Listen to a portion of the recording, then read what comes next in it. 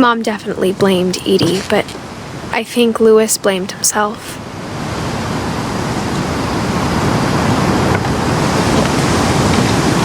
After he graduated, he just spent more and more time in his room, until Mom got him a job at the cannery.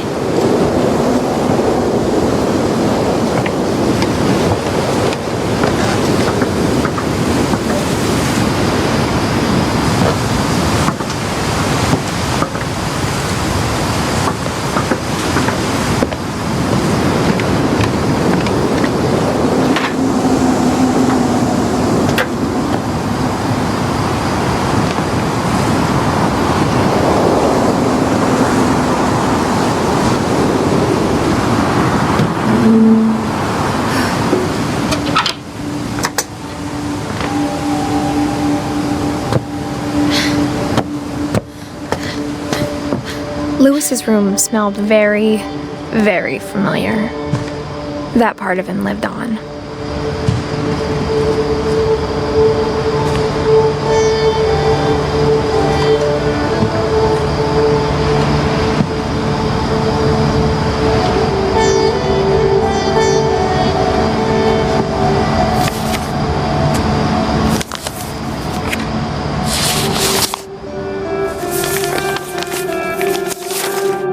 Dear Mrs. Finch, as Louis's psychiatrist, I can understand your desire for an explanation. As I see it, the trouble began in January, shortly after we convinced your son to seek treatment for substance abuse. Newly sober, I believe Louis first noticed the monotony of his daily life.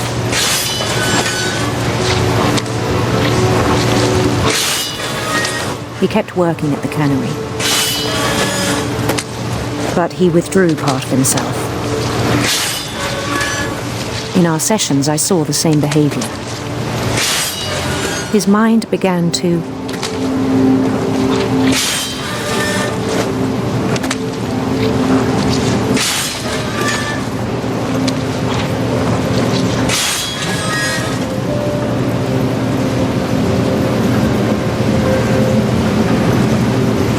wander.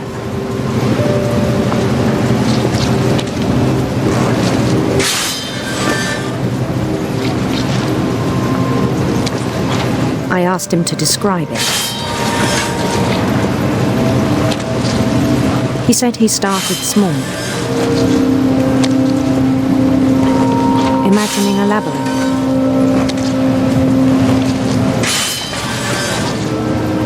He'd feel his way about.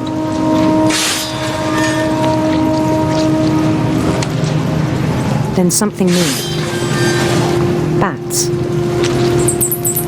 and toads.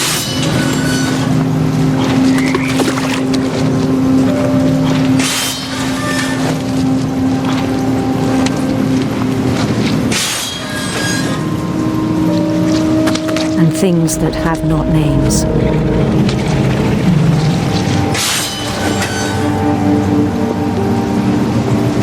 He knew it was all in his head.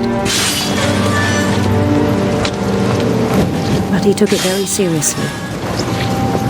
I had hoped he'd find himself.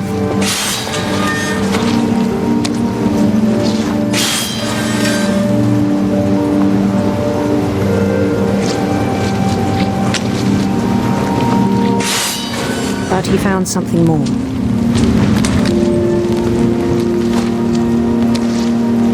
I worried about him then.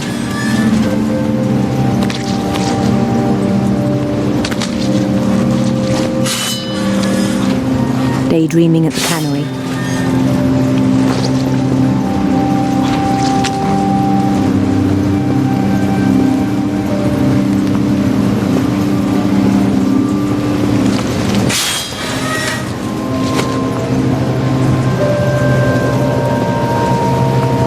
I spoke with his boss, but he said Louis had become a model employee. Methodical, tireless, focused. Like a whole new Louis. So I let him go on.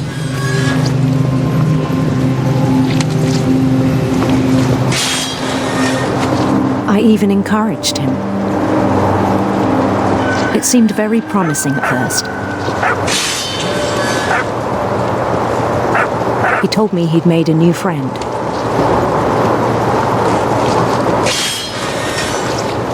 On the edge of a city he named Louis Topia. He built the city up slowly, brick by brick. Then he made musicians.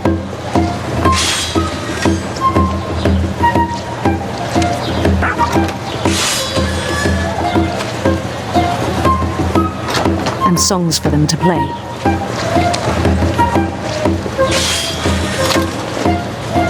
He talked about starting a band.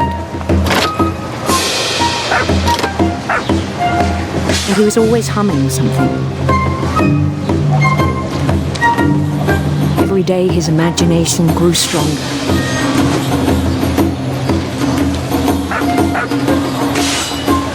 He no longer spoke at the cannery. But his chopping was as reliable as ever. Then one day it struck him that all the cheering crowds, even the stones under his feet, were all in his imagination, so he could do whatever he wished.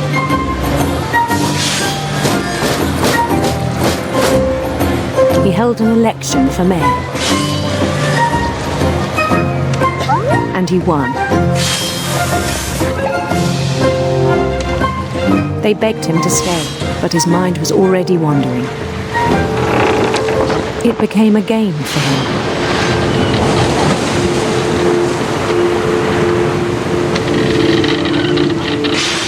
He'd conquer a city, then immediately push on. New Louisville.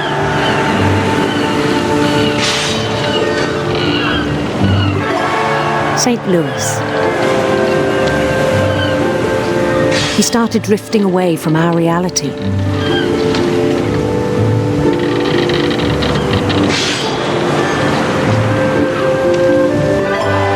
Minneapolis, until one day he forgot to go home from the cannery.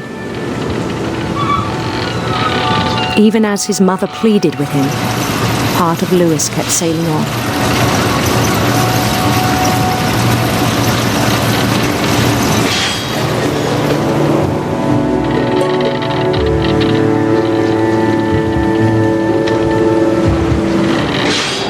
In Louisburg, he heard rumors of a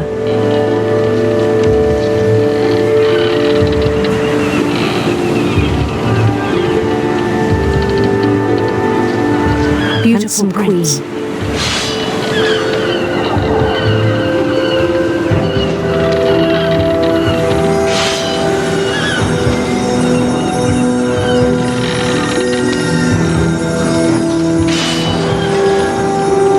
The queen was on her own quest for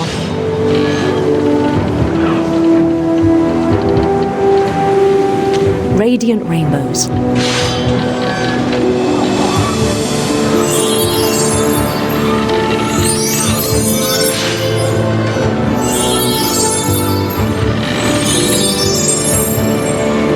He followed the sound of her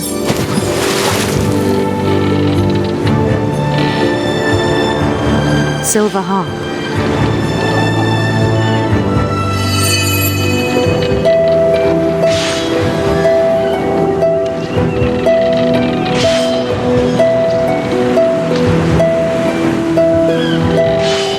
His chase led him to a golden palace east of the sun and west of the moon. Even then, his logic remained sound.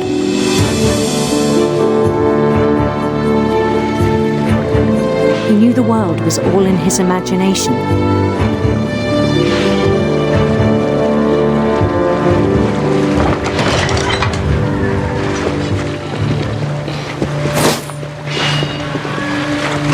But he was so proud of having created it.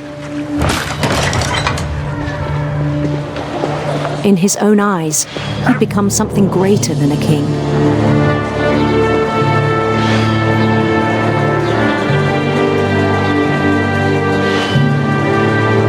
For someone who'd never known success in the real world, I think it was overwhelming. it struck him that the real Lewis was not the one chopping salmon, but the one climbing the steps of a golden palace.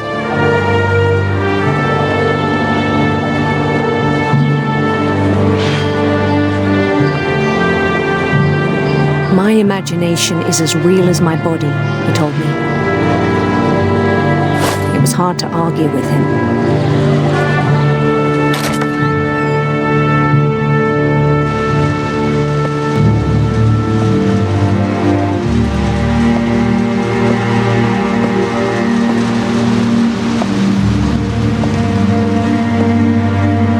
We began to forget the world we know.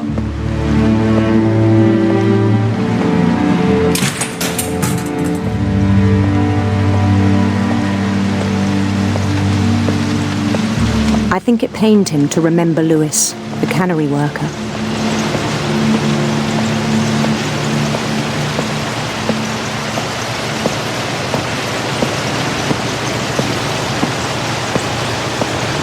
He began to despise the man with a royal contempt.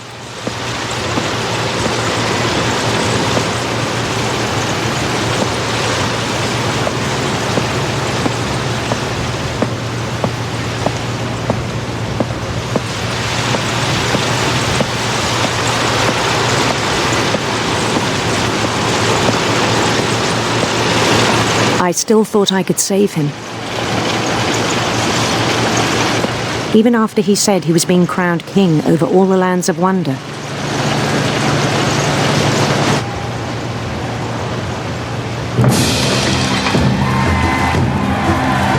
The palace would be packed with his companions.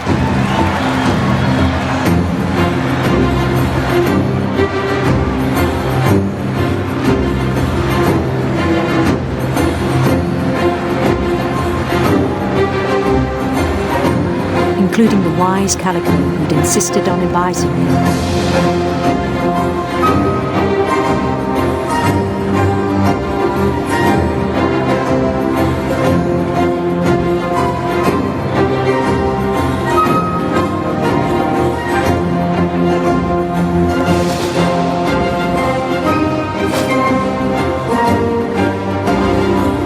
His queen waited, holding his crown.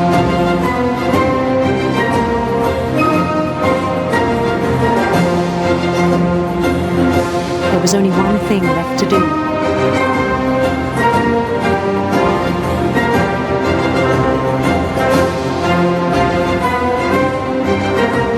Bend down his head.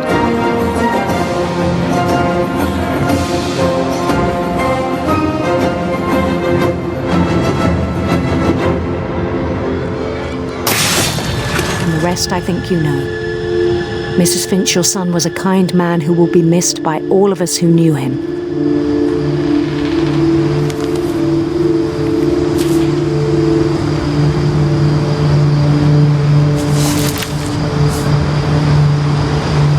My brother was really cool. I wish you could have met him.